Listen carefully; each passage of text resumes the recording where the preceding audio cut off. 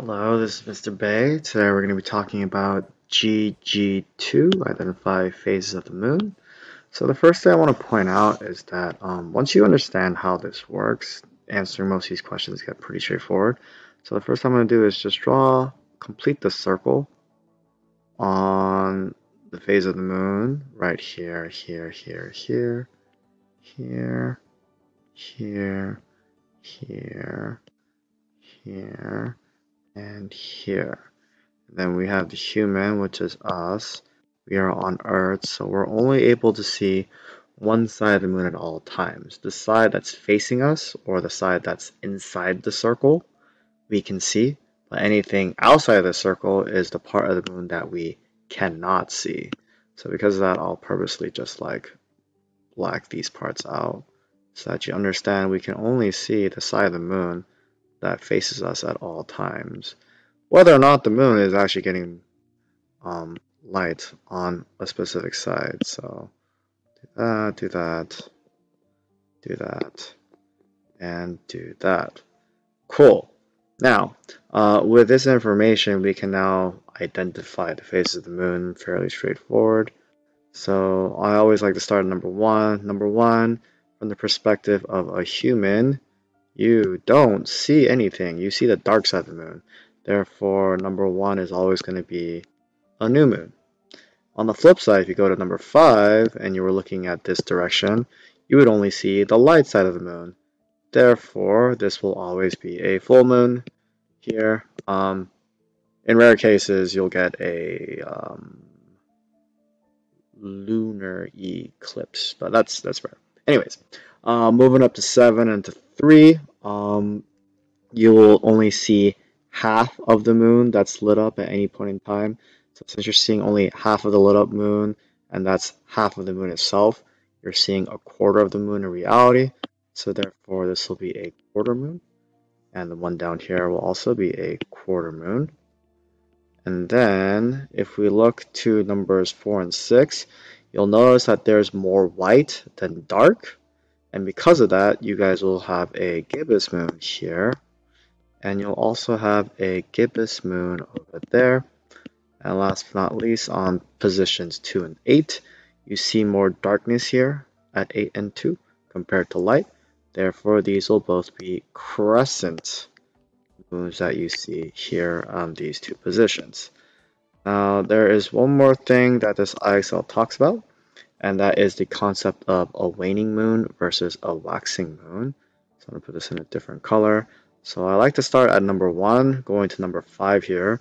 So going from 1 all the way to 5, you'll notice 1 is a new moon. It's completely dark.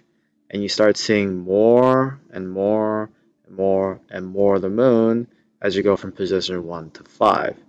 Therefore, any of these spots from 2, 3, 4 is going to be called a waxing moon. So it say like waxing crescent, waxing quarter, waxing gibbous. Now on the flip side, at the very top, when we go from full all the way back to new, you'll notice that at the full moon we see only the light side and that's it. And then we start seeing less and less and less and less of the moon until we see nothing. So therefore at the top, positions 8, 7, 6, they will be called waning types of moon because you're seeing less of the moon.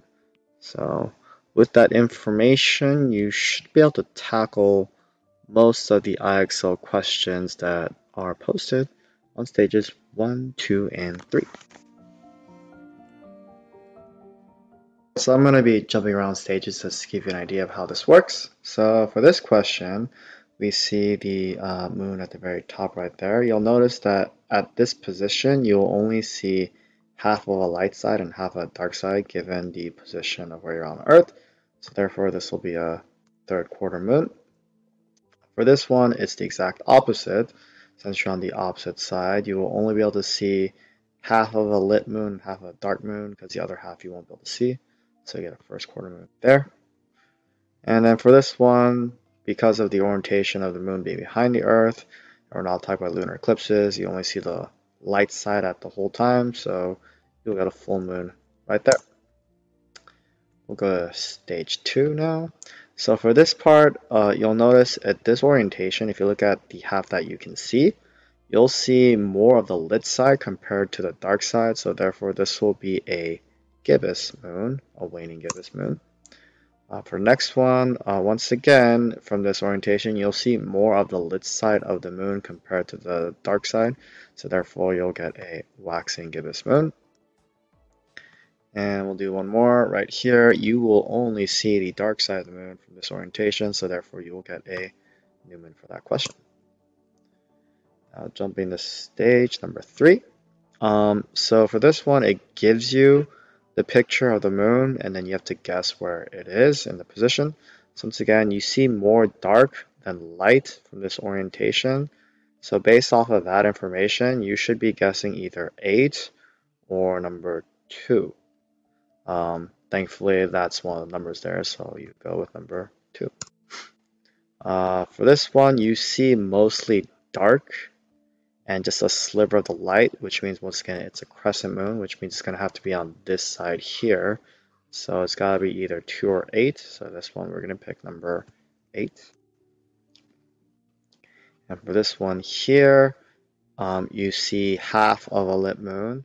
So therefore, half of a lit moon is a quarter moon, which means either got to be position 7 or 3. Luckily, it only puts one of those on there, so we're going to click on number 3. And there you go. Hopefully that's enough information for you to tackle IXL GG2. Number 3 shows up first. This one will actually be called a first quarter. And at the very top, this happens later, so this is actually called a third quarter. So once again, my bad on that mistake. Hopefully that helps clarify anything. And hope you do well in IXL.